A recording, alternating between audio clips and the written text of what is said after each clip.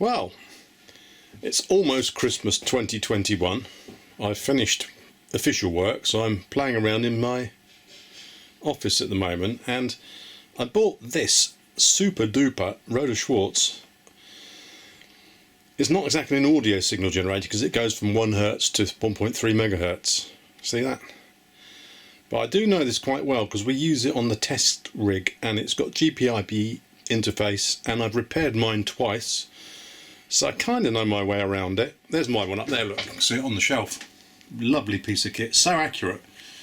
You can use it to calibrate AC voltmeters or any voltmeter. It's so accurate, it really is. If you connect it up to the HP counter timer, it's brilliant, and the precision voltmeter, it's fantastic. And yeah, it goes from 1 Hz to 1.3 megahertz, and you've got 3 output impedances down there.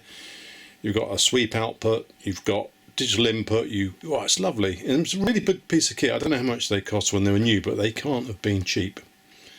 Anyway, I saw this one for sale on the eBay, the Wild West that is eBay. My lens is misting up again, isn't it? Can you see that? It's a bit foggy because I've just got this camera out of the workshop and it's -1 outside. Oh, come on, don't fog up on me. Don't fog up on me. You are. Hold on a minute, I was going to defog this thing. You know, when I bought it in, it was fogging up on the outer skin of the end lens, but actually now it's fogged up inside the lens. So I just looked downhill and I can see it several elements down is fogged up. So I thought that would have been an airtight, moisture-free compartment, wouldn't you? So I'm going to have to wait for this thing to warm up. The trouble is I've got guests coming around for an early Christmas dinner, and I thought I'd actually, rather than waste the whole evening on things untechnical, i.e. entertaining, I would have a look at this. Hold on a minute, back in a moment. Anyway, back again, defogged it in front of the fire, warmed my camera up, had a sip of brandy. No, I didn't really, that's what the camera could have done with. Anyway, look, I tracked this down and I saw this being auctioned, and I recognise it, so it's got no side panels. It's supposed to be an infill piece. I don't know if you can see that. There's like an aluminium strip that normally goes on there, but they're missing on both sides. And this shitty label here. So I saw it, I bid on it. I think I bid 50 quid on it on eBay 2 or 3 months ago probably, and I didn't win. And I saw it come up because I got a save search on eBay, and it came up again. And the original listing said, I think it's just the on-off switch. When I press the on-off switch, everything lights up, but it won't stay on. Okay, so that was that. So someone bought it, beat me to the person who beat me on the auction obviously bought it, and I thought, well, I'll get another one some other time, because I could do with one for the workshop, for the test rig, because it would be a good thing to have. Very good for testing audio and amplifiers, very small input, low input. It goes down to 1 millivolt. Yeah, anyway, so it came up again, and I thought, that's that one I missed before, I'm going to bid on that. And the guy said, I texted him and said, what's wrong? He says, oh, I don't know, it was coming on, but I haven't got time to look at it, and you know, I haven't, can't fix it. I thought it was just going to be an off switch, but I haven't got time, but it's untested, unguaranteed, no returns accepted. So I thought, well, I'll take a punt. So I bought it for 56 quid in the end, plus shipping. And anyway, I'd like to wish all of you a happy Christmas, except for this guy from eBay, because when I took the lid off, I'm going to show you what I found inside. And certainly not goodwill and cheer to all men at the moment, because when you see what he's done to the inside of this thing, you will not be impressed. I believe the prior seller, I believe him, because he had a picture of it with the display on, with his finger on the button holding the switch, and he said it was a switch. So there was some power and there was some life in it, in the penultimate owner of this, but the last owner before me, he's a bit of a turd, and I'm going to show you now why I think that is the case. Now here it is. So looking at her from the top at the moment, this is the lid. I think I need to take the screws out. Screws are out that side. It's just 2 screws on each side. You undo it and the lid comes off. So watch this. Now I have to say, I like a challenge as much as the next man. I do like to have things which are not that easy to fix. I know I've done a load of easy fixes, but I've been busy doing other things. But we'll wait until you see what this guy's done to this. You wait and see. Right, okay, so looking from the top, you got the modules here, a power amplifier output stage. Now look, there you are, look what he's done to the wires. I can't fix this, so no one else is having it. Look, it's chopped all the transformer wires, right? Just gone through, hacking through, just chopped them out of sheer spite. Obviously he's had the transformer out, so transformer wires are chopped. Now he thought, well, you might be able to fix that. So what I'm going to do now is I'm going to cut the control cables. So he's cut in there with a pair of cutters. He's cut in here. What a git. He's chopped in this one.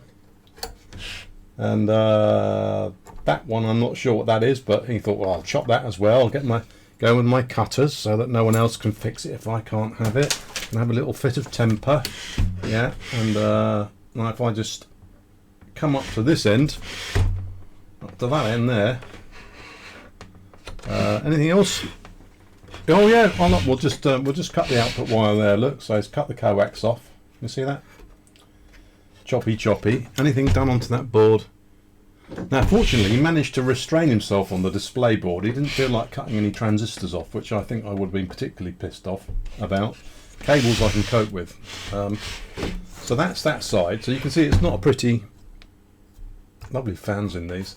Not a pretty sight at the moment. So 2 ribbons to repair, a bunch of cables to reconnect down there, transformer to test, a coaxial cable here for the trigger output, I think it is, that one. Don't know what's gone on inside these modules, but they're very repairable because I've done it before. So let's whip the base off. Let's whip the base off now. Let's zoom out a bit if I can. Yeah. I've seen this before. I don't understand it. This is not the way I operate. It's not the way I roll. So look, I've got the main switch down here. That was the thing the guy said originally wasn't working, but look, all the wires have been cut. So a load of wires on the main switch to reconnect. The 2 cables which are going to the GPIB interface board at the back, these 2, have been chopped. Are they plugs there? They're actually plugs in there, but I don't need to repair those until I want to test the GPIB, so I can effectively ignore those 2 at the moment, although I'm not happy about it. The coaxial output cable has been cut, the rear trigger feed sync cable has been cut. This has been cut, that's been cut, and he thought, well, I'll just have a go at this ribbon cable down here. So that's been chopped down here. Look, you can see.